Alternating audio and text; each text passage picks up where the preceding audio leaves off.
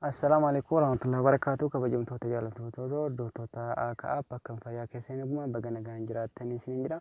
Egaa immoo wanti qabadhee isiniif dhiyaadhe jechuudha. Yaada obboleettiin keenya tokko nuun geesseen isiniin gaha jechuudha. Naaf dabartii uummatatti naan jettee jirti.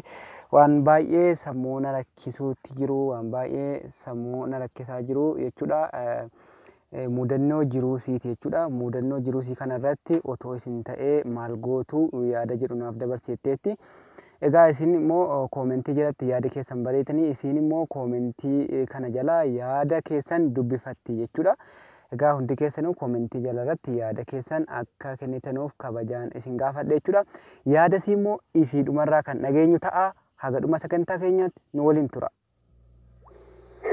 السلام عليكم ورحمة الله وبركاته. كم نقافة كيسن جرتو الحمد لله أنا درنا قدا بقنا قراستني بكجرتني نجينا في رامنا ربي سبحانه حاضراته ثم الله حفتي عمري كيسن كيس ربي بركاته نفعك أبلينتنا ونكنا وزتورا كسمة أبلينتي يا وانتكو تكاجة تورا كودة سننقاد ريتي كسمة وروني تيادن دتنا قلبي أفصون تاني بقادا فيه فروني نما في عدس نجستو قنامات في عدس نجستو نما ولت ياري متي ربنا ولا ياري خير ولا فرق في ربنا هاغدو خيري ما لشر نرجني ربيني ترين كينك تي ربين كيري كفن هذا جس شر نجسني الدنيا نرجس ربنا آخران هاتلشو نما الدنيا ركيري دلقتي آخران ليس ملك ربنا هاغدو ملكي جند لما ربنا نسني كسمة يا بلينتي يا وانتي كوتاكا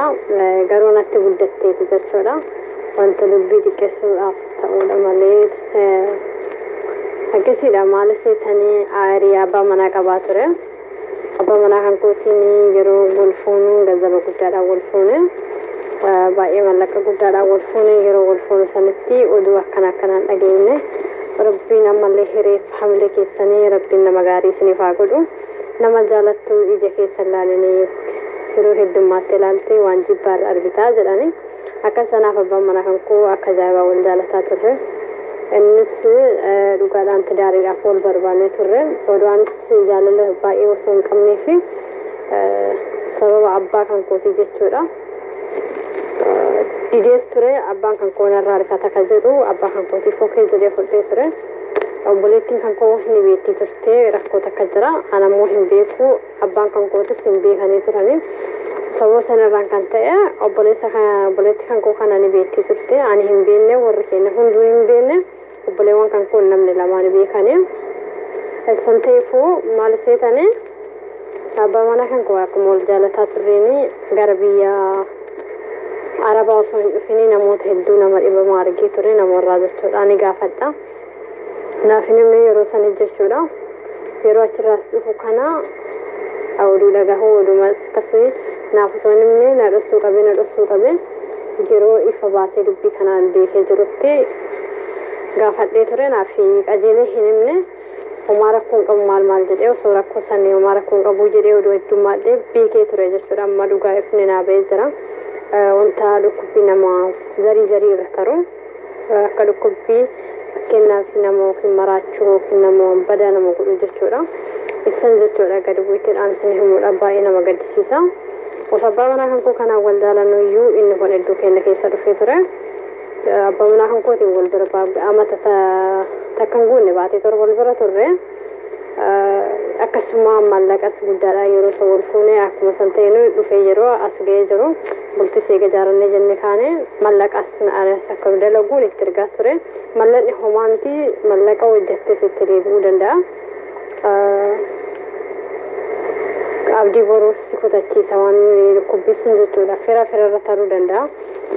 Yeroo ammaa nama hedduudha jechuudha namni zarii warraa kan silsilataan hidhamee jiru kuuwwan kadu'anii jirus jechuudha inni kun boruu nama hunda abba torbaa taraa jedhani garuu dhukkubbii jinniiti. Jinniin yeroo ammaa namni keenya shari'aa qabate jinniin na gabbaraa jedha ka gabbaramu rabbii keenya tokkocha malee rabbi sheeyxana nu gabbarsiisine ana akkasii dhukkubbisun isa kanattis boruu taruu danda'a. Isaa miti xiqqaa daa'ima xiqqaadhaas silsilataan amma hidhamee jira jechuudha daamoggaa jahaa irratti. Daamoggaa jechuun waa hin beekuu duuduu rabbiitti silsilataan hidhamee ta'a jechuudha. anis kana boru abbaa manaa kan kootis kana ta'uu danda'a. Bultii horii horree jennee yeroo ijoollee godhannes ijoolleen kan kootis isa kanaan baduu danda'ama. Anis sammuu kan koo biizii ta'a osoo amma odoo ilmoo walitti warre odoo addunyaa walitti dalagannee waa hundaa godhannee jirra. Alhamdulillah jechuudha. Taan namni murteessee miti rabbi murteesseetu caala murtee kan rabbiiti jechuudha. Odoo isin taatanii akkam gootanii abbaa manaa kiyya kana yeroo himuu fi heerumee jira jedhee yeroo kijibee garaan irraa kutatuuf himuu fi takkaa marji dhugaa takkaa hojjisaa yookiin karaan taane dukkota jedheen bakka na gaddisiisee ture. Innis anammoo rabbi bira sabrii kutadhee jira jechuudha. Nama jaalladhu yeroo takka sirrifate na waan sobeeffisu hin taane boruuf waan na hin taane jechuudha. Garuu afaaniin irraa haa kutadhu malee garaan kan koo keessa baay'ee jaalata. Walittis dalannes waliinis taphannee jirra. Namni qaanii tokko wajjin nyaatee garaa wal nyaataa baatee haganaa miti. Isa kana ta'e odoo isin taatanii akkam gootanii akka isin jedhamu marii kan koo isin gahee dhiisee irraa kutee taa'uudhamoo akkasumatti waliin deemuudha akka isin jedhu baay'ee garaa nagalee waan jiruuf jechuudha. Obbolaan kan koo yeroo sannaa himanii hagan sammuu kan koo biiziin hin ta'u yeroo ammaa kana keessa dalagaa kan koo kayiidhaan dalagachatti hin jiru jechuudha. Bakka mataan kan koo waan biizina jedhee jira. Osoo isin taatanii akkam gootanii dhiisee umma babaa kiyya kanaa yeroo himuu fi naaf fudhachuu didanii jiranii.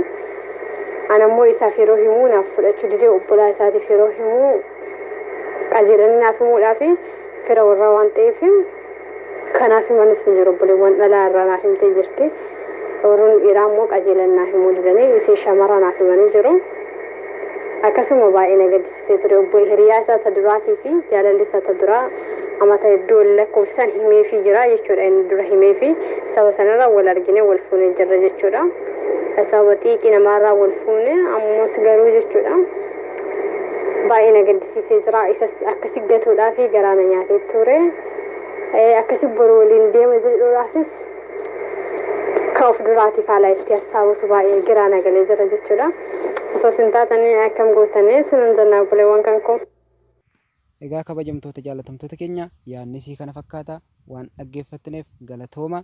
Akkuma yeroo keessan aarsaa gootanii dhaggeeffattane yeroo keessan xiqqoorraa aarsaa gootanii koomentii jalatti yaada keessan ka onni irraa madde ka dhugaa jechuudha. Kan namaaf ittiin yaaddanu yaada qulqulluu ta'e jechuudha.